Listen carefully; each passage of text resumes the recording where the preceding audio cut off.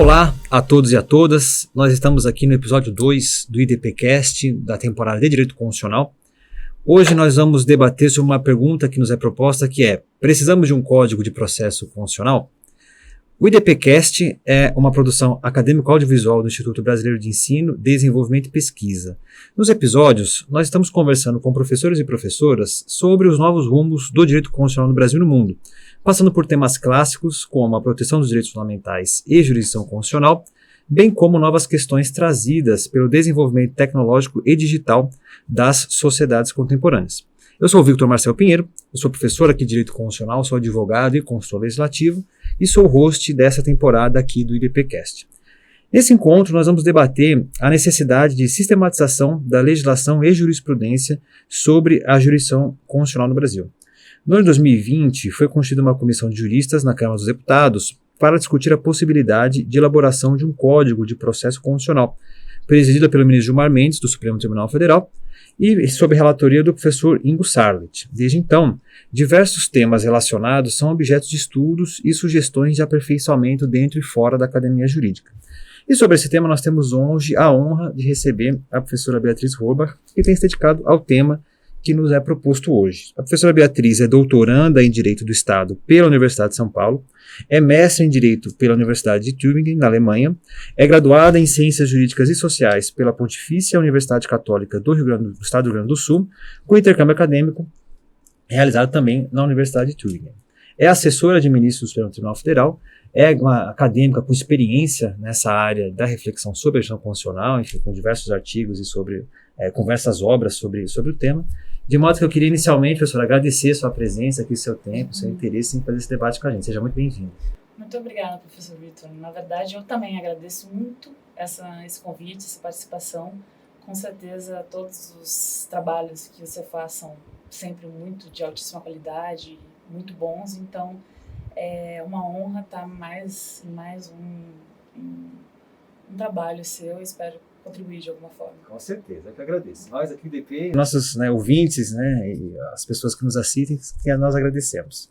Então, a gente elaborou algumas perguntas, enfim, algumas ideias para debate, professora. E a primeira é sobre a transformação da jurisdição constitucional depois da Constituição Federal de 88. Eu trouxe aqui alguns exemplos de institutos que foram fortalecidos ou criados, seja por via legislativa, na própria Constituição, na legislação, ou por via jurisprudencial, como exemplos, a ampliação dos legitimados em controle abstrato de constitucionalidade, a criação da súmula vinculante com a Emenda Constitucional 45, de 2004, o Instituto da Repercussão Geral dos Recursos Extraordinários, também na Emenda Constitucional 45, a paulatina implementação de um sistema de precedentes nos tribunais brasileiros e no próprio Supremo Tribunal Federal, aquilo que nós chamamos de abertura procedimental da jurisdição constitucional por meio dos amici curiae, das audiências públicas. Então, em face dessa transformação institucional do exercício da jurisdição constitucional no Brasil, eu gostaria de perguntar para a senhora qual é a sua avaliação sobre essa ampliação da jurisdição constitucional no Brasil e como é que ela tem se colocado na democracia brasileira desde a Constituição de 88. Ótima pergunta. E você fez uma lista fantástica dos principais avanços dos últimos anos, inclusive que demandaram certo esforço do Supremo Tribunal Federal em dar respostas e preencher eventuais lacunas do que deveria ser ou não a jurisdição constitucional. Então, em primeiro lugar, eu acho que ao mesmo tempo, e esses pontos que você mencionou agora, acho que ao mesmo tempo que se discute muito o papel do Supremo Tribunal Federal como guardião de direitos fundamentais, direitos e garantias, fala-se muito também na importância de manter um certo controle, para que não cheguem tantas ações no tribunal, que o tribunal consiga decidir melhor questões constitucionais específicas e talvez deixar de lado outras questões que poderiam ser já decididas por tribunais inferiores, digamos assim. Então, já o primeiro ponto, que seria o principal ponto dessa listagem, do principal avanço da Constituição de 88, que é o aumento do rol de legitimados para a propositura do controle abstrato de constitucionalidade, isso na época já foi uma grande discussão, e justamente em relação ao número, ao impacto que poderia ter essa abertura de mais legitimados, não apenas mais o procurador Geral da República. Então, lembrando que já naquela época o tribunal discutia se valeria ou não. Há frases do ministro Paulo Brossard, por exemplo, comentando que isso geraria um caos no tribunal, que não seria tão positivo. Isso gerou também uma série de jurisprudências defensivas em relação aos legitimados, seriam confederações sindicais ou entidades de classe, seriam aqueles sub-barreira.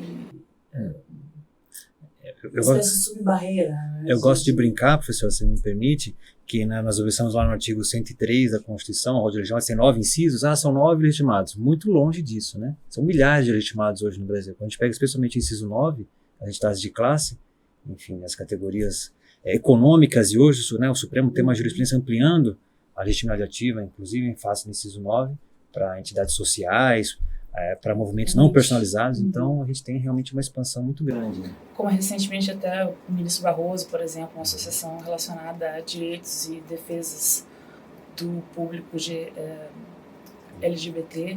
Então essa discussão está muito forte atualmente, e se essa jurisprudência deveria ou não ser mantida, né? Com alguns ministros, por exemplo o próprio ministro Gilmar, defendendo que, por ser um controle abstrato, seria válido o maior número de legitimados possível, não seria necessário essa imposição. Em relação, outro ponto que eu acho interessante de ser mencionado, então, são as súmulas vinculantes, todo esse movimento da reforma do judiciário, também, mais uma vez, com mais uma forma de tentar racionalizar o acesso à jurisdição constitucional do Supremo Tribunal Federal, e até que ponto porque muito se fala na quantidade de processos, e agora já também mencionando um pouco o plenário virtual, que entra diretamente ligado a isso atualmente. É uma quantidade muito grande de processos, mas na prática desses recursos a média é que 3,5% apenas seja provido. É claro que isso poderia indicar que não necessariamente, que talvez esses processos poderiam sim ter já sido decididos, as instâncias de origem estariam aplicando corretamente a jurisprudência suprema. Então, o plenário virtual, e quando se fala a quantidade de processos que são julgados pelo plenário virtual, acaba sendo muito nesse bolo também de ações que acabam sendo muitas vezes repetidas. Então, esse é um ponto que tem se discutido bastante também, né? Ou formas de aumentar o poder do relator para escolher, digamos assim, determinados processos, como durante a pandemia, com a reforma que autorizou o aumento do uso do plenário virtual, também se autorizou a possibilidade de que os relatores monocraticamente indiquem que aquela ação não possui repercussão geral.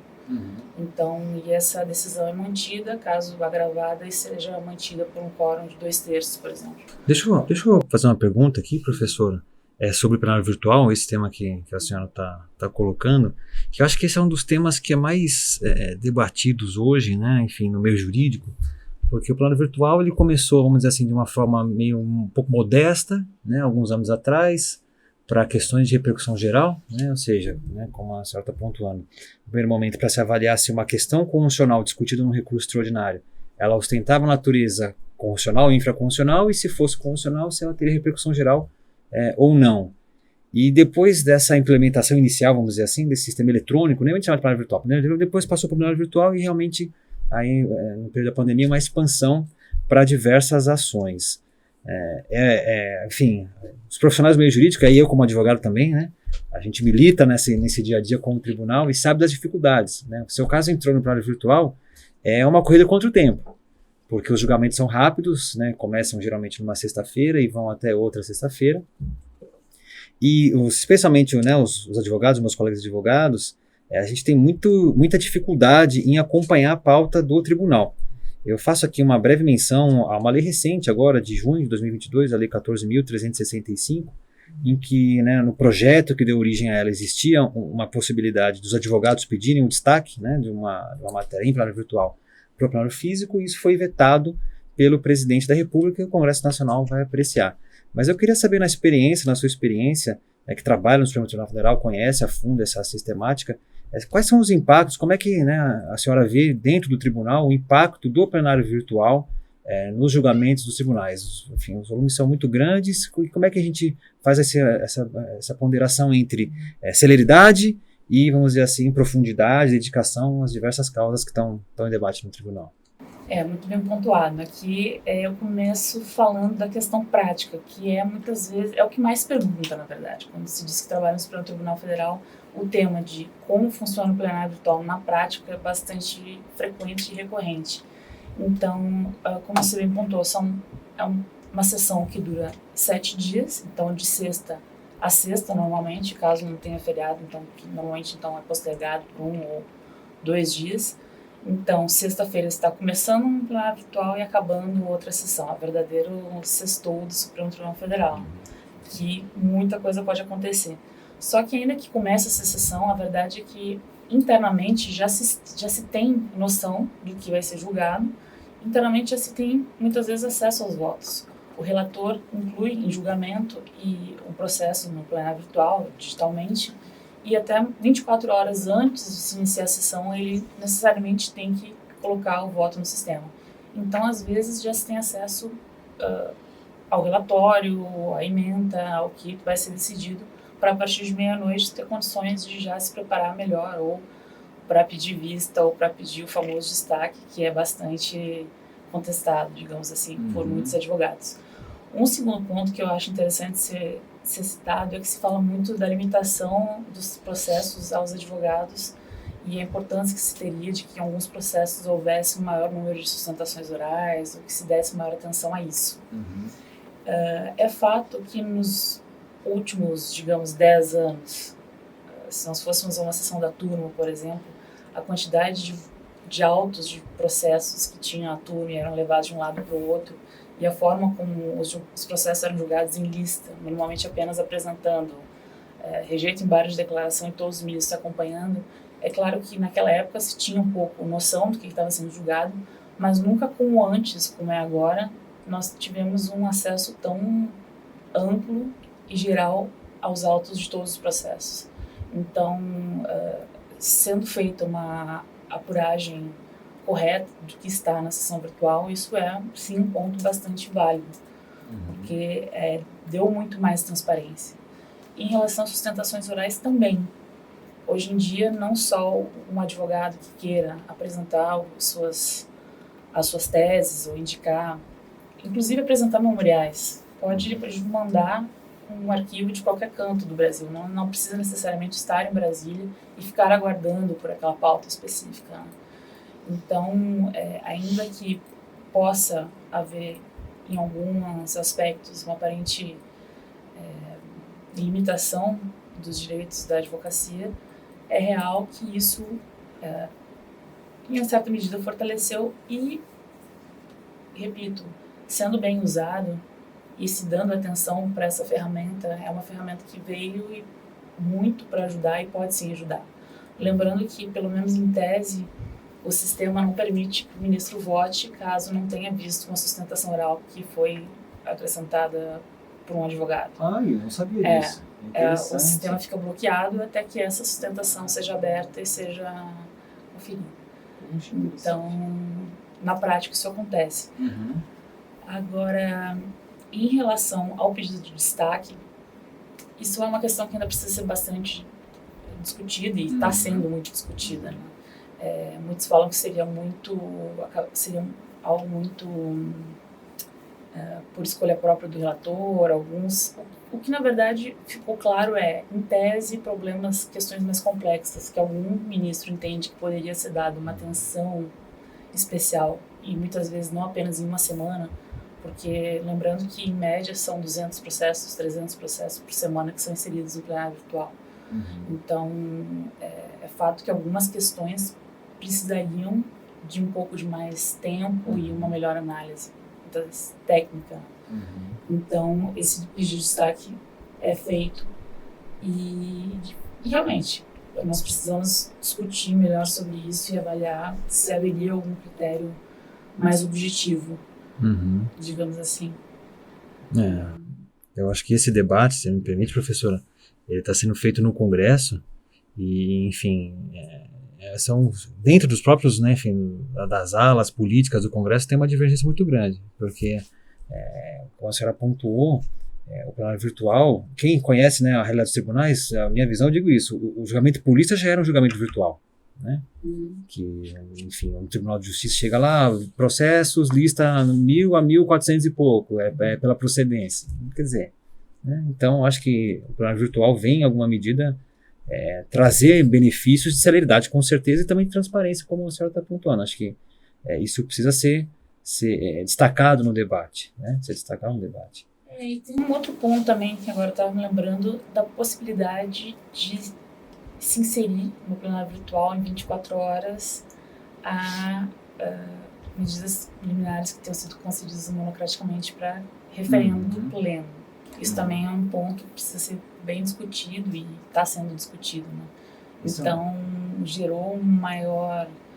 Não entrando agora diretamente na questão da possibilidade ou não de que medidas cautelares sejam concedidas monocraticamente pelos ministros, mas também concedeu, em certa medida, uma maior legitimidade em casos muito polêmicos, que esses casos sejam rapidamente colocados no que eu chamo plenário virtual express, né? É o PV Express, 24 horas, precisa decidir alguma coisa, e aí todo mundo se concentra naquele plenário virtual que dura 24 horas.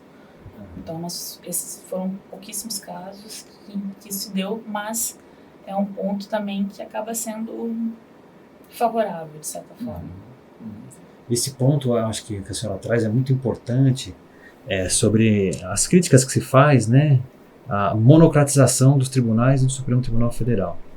Acredito que a gente tem diversos textos que a gente pode indicar, um que eu sempre indico, enfim, do ministro Sidney Benetti, do STJ, o Diego Arguelles, que tem textos fantásticos sobre isso, e se tem percebido que, né, os tribunais brasileiros, o Supremo não é diferente, em razão do volume de casos, têm optado por decidir a grande maioria dos casos de modo monocrático, individual por um dos seus membros.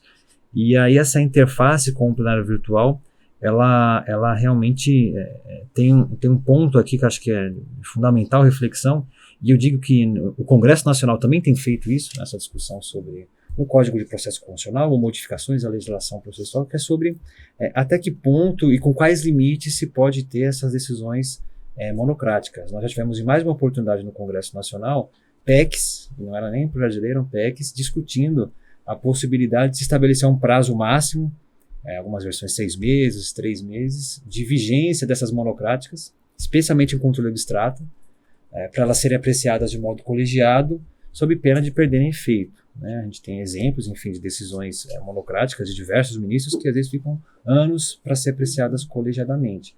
Então, como é que a senhora vê um pouco essa prática de decisões monocráticas, se a gente precisa de algum aperfeiçoamento legislativo ou interpretativo sobre elas?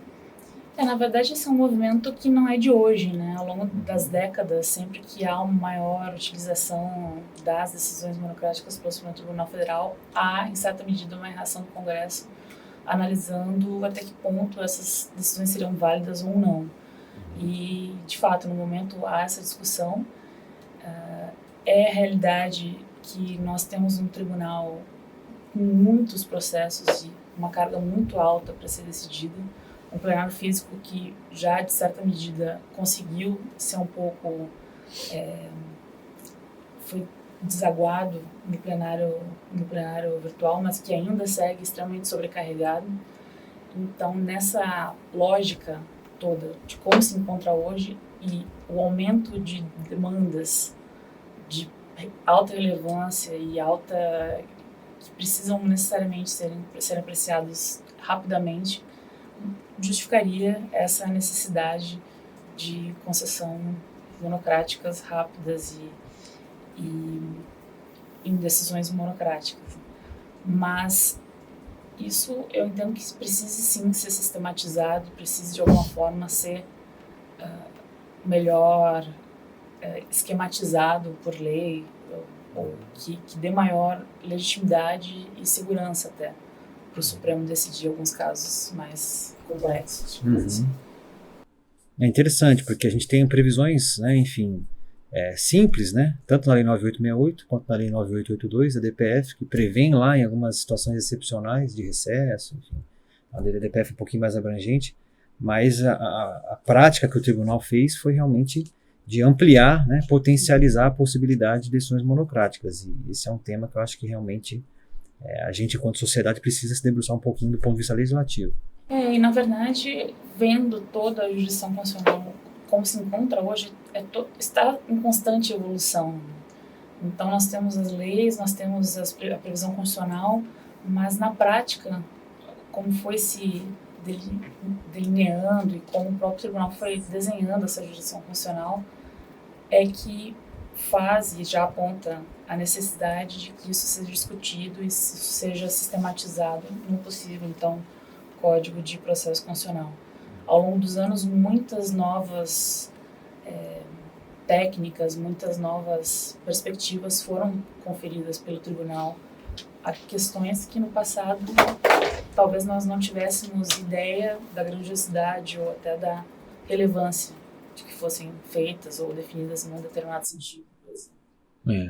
Pensando em voz alta aqui no que a senhora está colocando, eu penso na questão da modulação de efeitos, né? Exatamente. Talvez um dos temas mais debatidos hoje, e é tão comum que o Supremo, né, e outros tribunais também façam isso, isso foi ampliado com o CPC, e a gente tem uma previsão lá singela, né, no artigo 27 da Lei 9868 e também na 9882, mas com tantas possibilidades, tantas questões sensíveis, né, de mudança de entendimentos, que eu acho que... E a abertura do tribunal ao direito comparado também, né, a experiência de outros países, como foi forte no Supremo Tribunal Federal nos últimos anos isso. Já falando técnicas de decisão, como a partir da necessidade de tomar determinadas decisões, como foi atrás para ver como jurisdições estrangeiras estavam solucionando seus problemas e como isso poderia de alguma forma ser importado para o direito nacional. Isso é muito forte no STF e precisa, talvez, que fique mais claro numa possível sistematização dessa legislação. Aqui me faz pensar, por exemplo, numa coisa que se tem discutido, que é na aproximação, né, processual, pelo menos das 3 ações de controle, 2 ações de controle abstrato que nós temos, que é a ADI, né, a ADC, e a DPF, que também tem alguns contornos de ação abstrata. A gente vai falar um pouquinho da DPF daqui a pouco, mas acho que realmente tem espaço para a gente pensar numa unificação processual, porque nós temos ritos diversos, legitimados ativos diversos, por exemplo, da ADC para a ADI, objetos diferentes, e isso gera muita insegurança jurídica, né, e dificuldade de operacionalização. Ou a fungibilidade, que já é feita pelo Supremo Tribunal em diversos casos, mas que poderia ser melhor explicitada. Que também seria um importante avanço.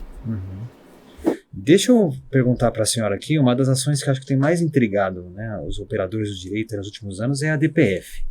Né? Quando a gente olha para a Constituição e tem assim, uma simples previsão de julgamento, que o Supremo julgará a DPF nos termos da lei, e aí nós temos uma legislação, a Lei 9882 de 99, que foi elaborada num momento anterior a diversas das modificações que nós tivemos, antes da emenda constitucional 45, de 2004, antes do CPC de 2015, e no período recente a gente tem, né, observado vamos dizer assim, uma ampliação das ADPFs, né? Temos a DPF, eu até trouxe uma colinha aqui no meu celular, que depois que a gente posso consultar, mas são ADPFs que questionam políticas públicas, que questionam a conduta do Brasil no plano internacional, que questionam atos do processo legislativo. Então, nós temos observado vamos dizer assim, uma transformação da DPF em algo diferente daquilo que inicialmente nós poderíamos imaginar, simplesmente a ler o texto constitucional e a Lei 9882. Então, eu queria saber a avaliação da senhora sobre isso. Como é que vê essa ação? Se ela tem algo de especial, se ela precisa de uma melhor regulamentação? Eu até acho que parte da minha resposta já começaria com o final da pergunta. A ideia de que o que nós inicialmente pensamos para a DPF. Realmente há uma grande quantidade de DPF sendo julgadas relacionadas a casos relevantíssimos e até penso que não seja um momento numérico, é muito mais em relação às temáticas que estão sendo abordadas e acabam chamando mais atenção para a DPF em si. Mas desde o começo a DPF teve essa discussão de o que seria a DPF, e eu acredito que o que a gente vê hoje nada mais é do que uma decorrência dessa discussão, porque talvez uma evolução do que seria a DPF, né? Então, lembrando que lá desde a previsão da Constituição tinha discussão o que seria, o que poderia vir a ser essa DPF.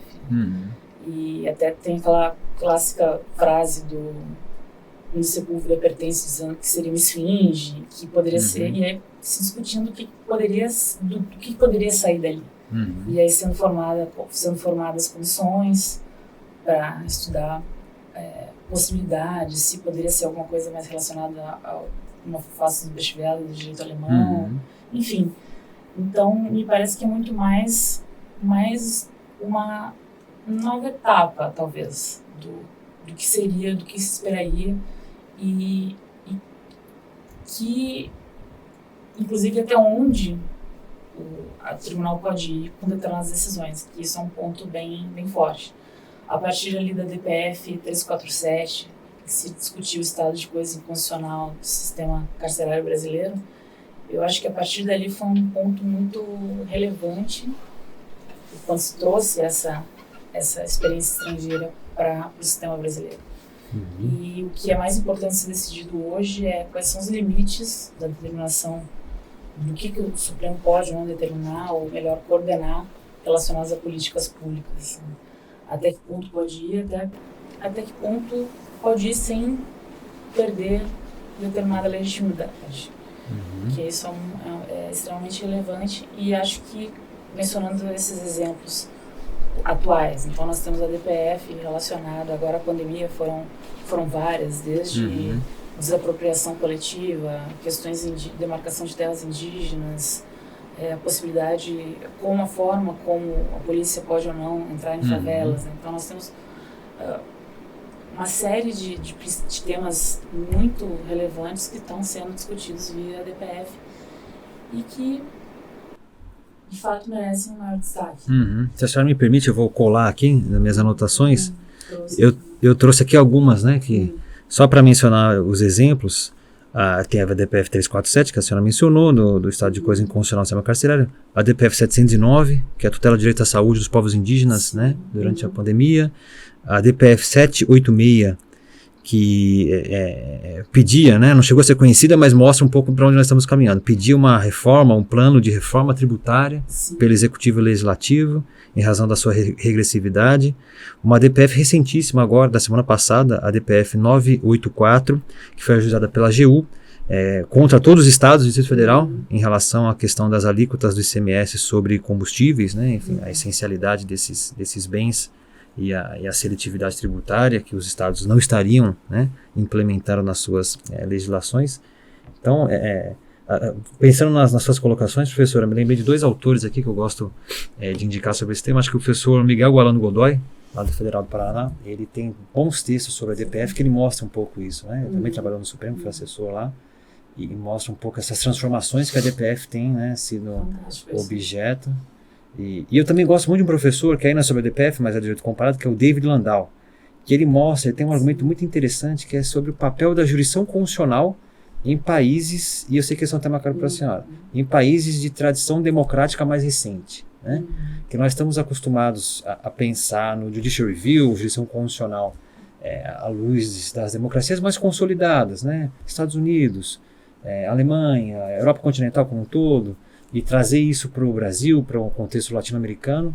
E o professor David Landau tem um argumento que é bem interessante, que fala, olha, especialmente em países de tradição de democracia mais recente, ele dá alguns exemplos, expressamente o Brasil, a Colômbia, a África do Sul, Índia, Israel e alguns outros países. Ele vai dizer, olha, você tem um papel que esses tribunais estão começando a desenvolver que vai um pouco além daquilo que tradicionalmente nós conhecemos como jurisdição constitucional, no arranjo institucional de democracias mais consolidadas. E aí eu sei que esse é um tema de reflexão da senhora. Como é que a senhora vê, assim, tanto a DPF, mas acho que a DPF é um exemplo que a gente pode pegar e expandir, né? Como é que a jurisdição constitucional ela está, enfim, se adequando ou se encaixando no arranjo institucional da democracia brasileira pós-88, qual é o papel que ela tem cumprido, enfim, como é que a senhora avalia essa acomodação de o Brasil, nossa democracia com os seus desafios que nós temos, né, que já não são de hoje, já são de décadas, né, Como é que a senhora vê essa questão do arranjo, né, da acomodação, jurisdição constitucional e democracia nessas décadas aí de Constituição Federal de 88? Sim, e complementando, até você mencionou uma série de ações, hoje se decide todos os tipos de matérias em ADPF. Né? As que eu tinha notado foi aqui na chamada pauta verde, por exemplo. A ADPF 735, 651, questionando a autonomia do IBAMA, a alteração do Conselho Deliberativo do Fundo Nacional do Meio Ambiente. É um amplo cenário de temas que o Supremo Tribunal Federal é demandado a decidir, e muitas vezes acaba indo por esse caminho de até tentar coordenar, tentar avançar e dar sinais de por onde poderia se ir para atingir melhor esses objetivos. O meu medo só nessa questão toda é uma certa banalização e que se leve ao tribunal uma série de demandas, ou melhor, a carga da não execução dessas demandas para o próprio tribunal. Esse é o principal perigo atual, me parece. Até em relação à própria primeira DPF, que é do sistema carcerário, depois de anos ainda se discute em que medida foi efetivo, o que foi feito, o que não foi feito. A ideia de, ok, se não foi feito, até o que mais o Supremo pode fazer. E nesse quadro, que sempre também acho muito relevante, é a abertura do tribunal. Que audiências públicas sejam feitas, que experts sejam ouvidos, e realmente ouvidos para o que é importante e o que a corte precisa ouvir. Não apenas uma audiência pública para se falar mais do mesmo. Então eu vejo também o STF mais aberto para ouvir e ir atrás de argumentos mais sólidos para decidir suas demandas. Então nós temos não apenas em a DINS, a DPF, a possibilidade que se chamem essas audiências públicas, mas hoje nós tivemos recentemente uma audiência pública realizada num HC, por exemplo, convocado pelo ministro Gilmar Mendes, em que ele pontuou especificamente já na convocação o que ele queria saber das pessoas que se alistassem, que se apresentassem como possíveis colaboradores, o que elas deveriam trazer, e muito para avaliar o que já tinha sido feito ou não desde a última ADPF do sistema carcerário, em que várias determinações foram tomadas, ou melhor, recomendadas, né, para que isso fosse feito. Então, se inicia aí, de certa forma, a necessidade também de controle do que já foi decidido, em que medida foi decidido e se já foi respondido ou não. Não adianta também só nós temos uma ampla quantidade de casos chegando e daqui a pouco nós temos várias decisões que também acabam se perdendo nessa quantidade de processos. Eu acho que esse ponto que a senhora traz toca numa questão que também nos é colocada aqui para debate, que é sobre o papel dos precedentes, né? Enfim, no direito brasileiro e na jurisdição constitucional e como regulamentar eles, né? Nós observamos constantemente o sistema jurídico legislado, né? A Constituição Federal de 88, ampliando as ações de controle abstrato. A Emenda Constitucional 45, de 2004, criando a súmula vinculante, a repercussão geral, o CPC de 2015, com diversos dispositivos sobre precedentes, e a jurisprudência dos tribunais também se desenvolvendo nesse sentido. Enfim, eu acredito que a gente tem um desafio enorme aqui de se pensar a jurisdição constitucional, porque a gente hoje tem vamos dizer assim, algumas diretrizes legais sobre interpretação e aplicação dos precedentes no Brasil, mas especialmente na jurisdição constitucional, nós temos algumas especificidades que ainda nos desafiam, né? A senhora mencionou, né, a audiência pública no habeas corpus, me lembrou aquele habeas corpus coletivo, né, que ficou muito conhecido, que foi concedido a todas as presas gestantes e mães de crianças, né, o habeas corpus 143641 do Supremo Tribunal Federal, e que se borrou um pouco as fronteiras do controle concreto para o controle abstrato, o controle difuso para o controle principal, né, enfim. Então, a questão que eu trago aqui para ouvir a senhora é como é que a senhora vê um pouco essa questão dos precedentes no direito brasileiro e na jurisdição constitucional. Como é que tem convivido esse sistema de controle abstrato com difuso? O que a senhora vê de espaço para essa reflexão e aprimoramento? Realmente, como bem falado, há especialmente desde do novo, já não tão mais novo, né, Código de Processo Civil, Eu noto que há uma certa confusão entre os constitucionalistas, principalmente, até às vezes dentro do próprio STF, do que seria ratio decidendi ou tese, o que realmente vincularia, o que não vincularia. Eu noto um movimento muito mais dos processualistas, de direito civil, no caso, conseguindo navegar um pouco melhor e dar sinais do que poderia trazer e se poderiam contribuir para que isso fosse mais claro. Mas, atualmente, há confusão quando esses dois sistemas, digamos assim, colidem, né? Quando o difuso, concentrado, às vezes colidem, geram na prática, algumas certas confusões de saber identificar o que seria o precedente. Não é incomum que ADIs sejam decididas e sobre aquela mesma temática já tenha sido reconhecida a repercussão geral e até julgada a repercussão geral em um recurso extraordinário. Aliás, o reconhecimento da repercussão geral passou muitas vezes a ser feito como uma forma de dar maior celeridade a algumas ADIs que já estavam paradas há mais tempo. Então, houve uma certa confusão entre esses dois sistemas que, de fato, precisam ser agora melhor debatidos e esse é o momento de se dar uma maior atenção a isso. E eu falando aqui com um dos grandes especialistas nessa área. Que isso. Que isso. Total. Eu acho assim, o que impressiona nesse debate é que a gente tem diversos instrumentos processuais, né? Você tem ações de controle abstrato. Você tem, como a senhora mencionou, habeas corpus, vontade de segurança que são julgados pelo plenário. ACOs julgadas pelo plenário. Nós temos as turmas julgando os recursos extraordinários e muitas vezes afetando a plenário. E aí se geram situações realmente curiosas, né? De o Supremo adotar o entendimento uma ADI, mas depois numa repercussão geral o outro entendimento. E aí se colocam questões caricatas, tipo, pode uma decisão, uma repercussão geral, na verdade um recurso extraordinário revestido de repercussão geral, revogar o entendimento de uma ADI, ou vice-versa. E são essas questões que a gente precisa acomodar dentro do sistema jurídico, que eu acho que talvez a gente pudesse pensar num código de processo constitucional para esse tipo de questão. Ou a reclamação, por exemplo, né? Reclamação tendo uma decisão em ADC, digamos, e outra uma repercussão geral reconhecida. Sim. Que um prevaleceria sobre o outro. Isso aí gera uma série de questionamentos.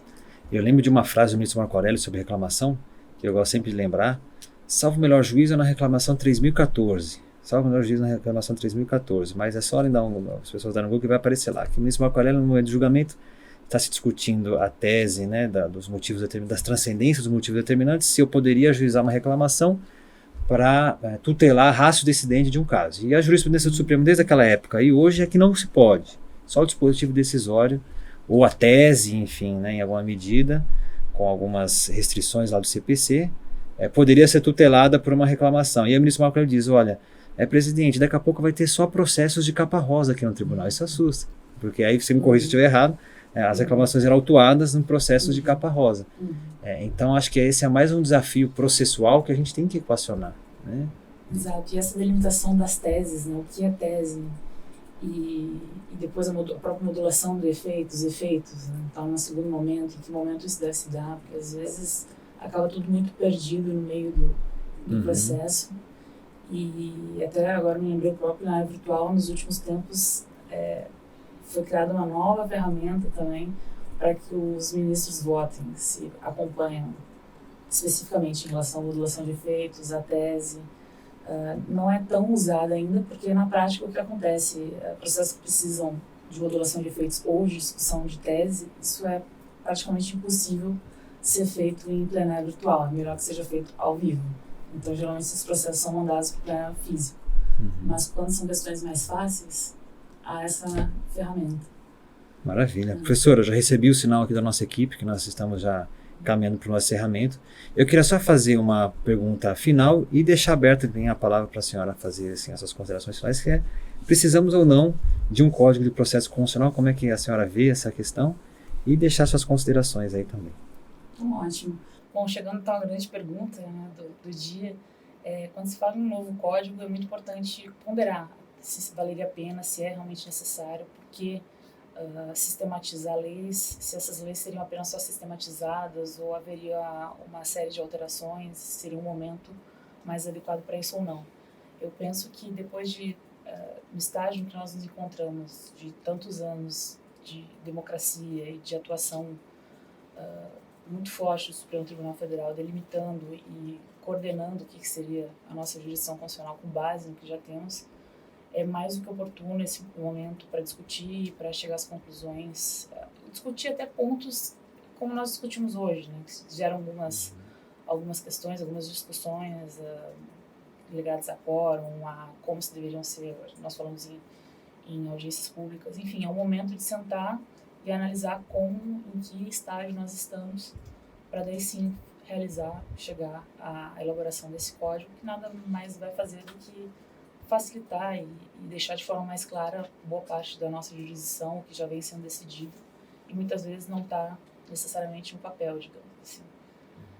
Então, acho sim que seria válido, acho sim que essa comissão é ótima, tem ótimos profissionais e com certeza trará excelentes resultados. E, enfim, mais uma vez, já então para considerações finais, agradeço muito o convite, foi ótimo, passou rápido demais aqui. Nós poderíamos ficar até mais tempo conversando, mas muito bom. Muito obrigado pelo convite, parabéns aí por esse projeto. Obrigado. Só para fazer então aqui o meu fechamento também, eu concordo, professor, acho que é um momento realmente oportuno de a gente fazer esse debate sobre o Código de Processo Constitucional. Nós temos uma legislação esparsa hoje, né, sobre a jurisdição constitucional no Brasil, sobre o exercício da jurisdição constitucional. Temos as leis do controle abstrato, lei da mandado de junção, temos o CPC, então acho que realmente lei da súmula vinculante, realmente é interessante se pensar em como sistematizar tudo isso à luz da experiência que nós já acumulamos, né, nesses 30 anos aí, um pouco mais de Constituição, e para onde que nós vamos, né? E para onde que nós vamos. Acho que esse é um momento realmente ímpar e essa comissão tem todas as condições de fazer um excelente trabalho nessa direção. E eu também gostaria de agradecer a sua presença, o seu tempo, o seu interesse, foi ótimo, né? Eu espero que a gente possa continuar esse debate. Realmente foi muito pouco tempo para tantos temas, né, de interesse, enfim, para tantos temas muito ricos e profundos. Então, deixar só a nossa casa aberta para a senhora voltar quando quiser e agradecer mais uma vez. Obrigado. Então, eu, Victor Marcel Pinheiro, host do nosso podcast Direito Constitucional, queria agradecer aqui você ter assistido ou ouvido o nosso podcast. Te convido a nos acompanhar, seja no YouTube, seja aqui no Spotify. E também que deixe seu like, né, valorizando o trabalho que a casa tem feito, a divulgação da informação que os nossos professores convidados também têm participado. E nos encontramos na próxima edição. Muito obrigado.